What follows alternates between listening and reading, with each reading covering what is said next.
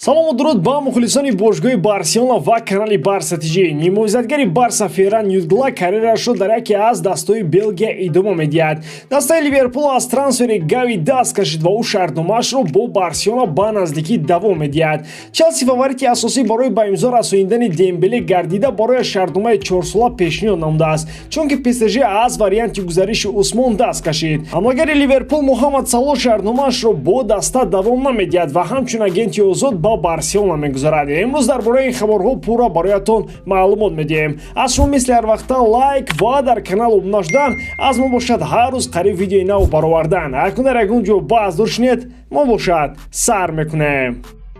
аммо пеш аз сар кардан мехоҳам хотиррасон кунам ки сарпарасти видеои мо ширкати 1x мебошад. дар он ҷо вақт коэффициентҳои баланд, бонусҳои гуногун шуморо интизор аст. ҳамчунин нафароне ки то ҳол регистратсия накардан метавонанд дар аввалин пардохт бо промокоди БАРСТГ соҳиби $100 бонус гарданд. ссилкаи бозӣ дар комментария. ба ҳама муваффақият.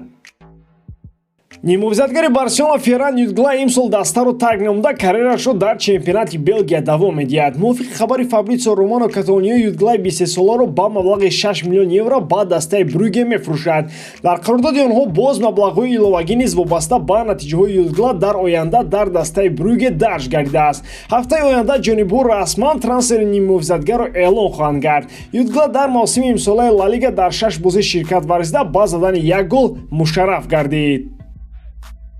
дастаи Ливерпули Англия аз мубориза барои ба даст овардани нимовизадгари Барселона Гави даст кашид, зеро онҳо эҳсос намуданд ки худи футболбоз мехоҳад ки дар ҳайати каталониҳо боқӣ монад.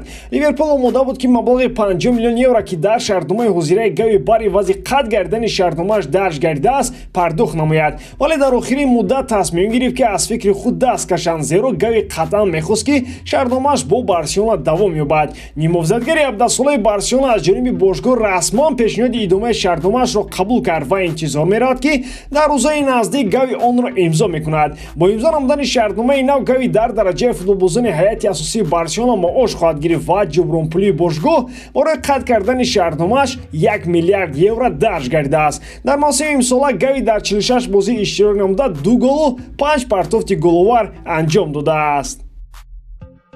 дастаи Челси Англия фаворити асосӣ барои ба имзо расониндани нимовизадгари Барселона Усман Дембеле гардидааст. шартномаи Дембеле бо Барселона охири моҳи июн ба анҷом мерасад ва айни замон Усмон тақдири ояндаи худро оид ба интихоб кардани даста пурра худаш идора мекунад.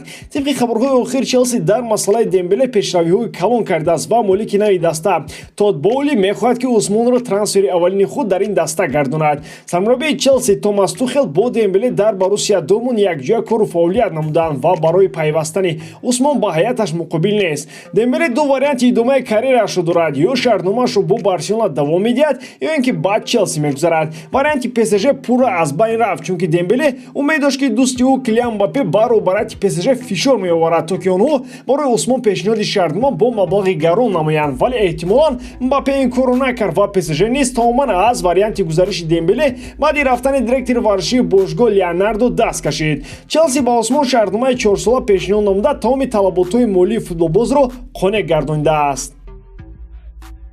дастаи Барселона ба Муҳаммад Салоҳ ҳамлагари Ливерпул ваъда додааст ки тобистони соли оянда ӯ бе ягон монеа метавонад ба Барселона гузарад. пеш аз финале Лигаи Чемпионон бар зидди Реал Мадрид Салоҳ ба роҳбарияти Ливерпул ваъда додааст ки новобаста аз оне ки шартномаашро бо Ливерпул давом медиҳад ё ин ки не, мавсими ояндаро низ ҳатман дар Ливерпул паси сар менамояд. шартномаи ҳозираи Салоҳ 12 моҳи дигар муҳлат дорад ва дастаи Юрген Клоп эҳтимолан дар мавсими оянда беҳтарин нишонзани худро ройгон аз даст медиҳад. вобаста ба вазъи иқтисодие ки Барселона дар он қарор дорад, айни замон гузариши Салоҳ ба Барса ғайриимкон аст. аммо каталониё ба футболбози мисрӣ ваъда додааст ки тобистони соли оянда ба ӯ пешниҳоди шартномаи арзанда барои гузаришаш ба дастаи Барселона хоҳанд кард, ба шарте ки то он дам ӯ шартномаашро бо Ливерпул идома надиҳад.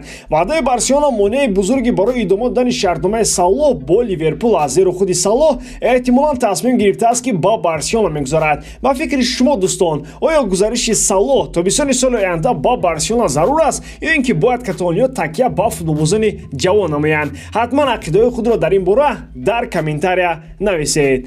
ба ҳамин тамом боридан ки эҷодкории ман ба шумо писанд меояд. дар ҳама ҳолат Барселонаро дӯст доред ва канали СО₩ИБИро дастгирӣ намоед. дастгирии шумо пешравии мо. бо шумо мисли ҳар вақта Муҳаммад Гаиров. хай бачаҳоча, дар паноҳи Аллоҳ.